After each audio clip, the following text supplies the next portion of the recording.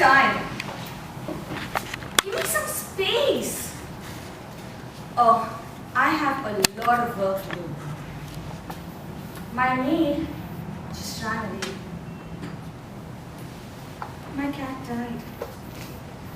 I'm getting married. Good evening, Toastmaster of the day, fellow Toastmasters, and my dear guests. Good evening. Good evening. Good evening. Good evening. What do you think all these were? Excuses. Any guesses? Excuses. Precisely. Excuses. One thing I always assumed as a Toastmaster is that when we enter this forum, we are ravenous about delivering speeches. But when I became VP Education, I realized it was only the VP Education who was ravenous about getting speakers and not the speakers themselves. So there were many excuses that people came up with, and some of them completely berserk. I called up one lady, and she hadn't been attending a meeting for quite some time. I asked her, what happened? And she said, my cat died.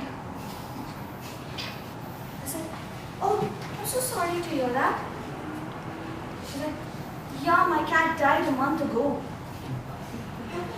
I said, I'm sorry, but your cat died a month ago. Can't you deliver a speech in the next meeting? Yes, I can. But you know, my kid is too traumatized to give a speech, to let me write a speech. I said, so you are not going to office and sitting at home looking at your traumatized child? No, we can continue with our daily chores, but I can't deliver a speech. I could not understand the connection between the cat or the dog dying and between delivering a project speech. And if the cat or dog was so close to you, couldn't you make that your speech and just say how close you were to your cat or dog? Isn't it that easy? But no, we are always making excuses. How many of y'all have maids? Raise your hands, please. How many of y'all have maids? Maids. Maids, yeah. Maid. A servant. Somebody who comes over to your house to do your work. How many of you? I can see mostly the ladies raising their hands. At some given point of time, you all must have had maids. So you'll understand the trauma, the pain that somebody goes through when the maid does not come to work. This person said, Meesha, I can't deliver my speech. I said, okay. Then, my maid ran away. I said, oh my God, that's the utmost tragedy somebody could go through because you have to do your work, you have to take care of your children, you have to take care of your work, you have to come back home and do your work. Yeah, no, I found another one. I said, okay, so if you found another one, why don't you come attend the meeting and deliver a speech? You know what? The new one is not so efficient. So I have to teach this person how to cook, how to clean, and how to take care of my child. So then why did you even hire your maid? Like, no, but we have to do all this. You understand, you know? Like, yes, of course I understand, and I also do understand that this is just an excuse you're making not to deliver your speech.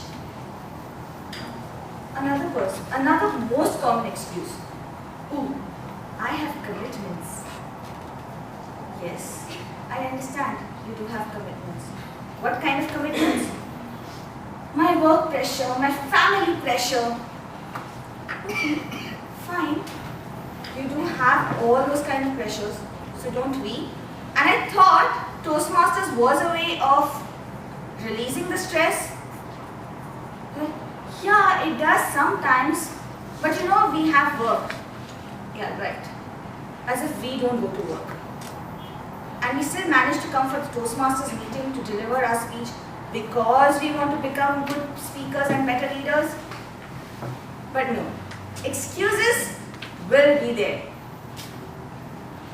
my dear friends, you must be looking into your agenda, and those who have known me for a very long time must be thinking, why am I delivering a speech after 6 months? Well, yes, honest confession, I am delivering my speech after 6 months. But the reason is, I am getting married. And this is what I told our VP Education. So he said, wow, congratulations. When is the marriage? I said, maybe in a year or two. He said, okay. And to whom? I said, when I find the guy, I shall let you know. My dear friend, that was just an excuse I was making not to deliver my speech.